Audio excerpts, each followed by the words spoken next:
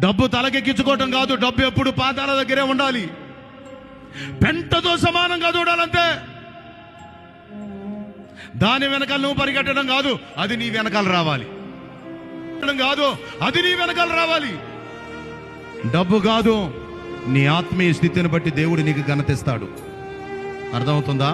నీ సమర్పణ, నీ ప్రత్యక్షతను బట్టి దేవుడు నీకు వెలివిస్తాడు. డబ్బును బట్టి కాదు.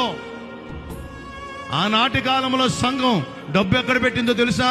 కాళ్ళ దగ్గర, పాదాల దగ్గర.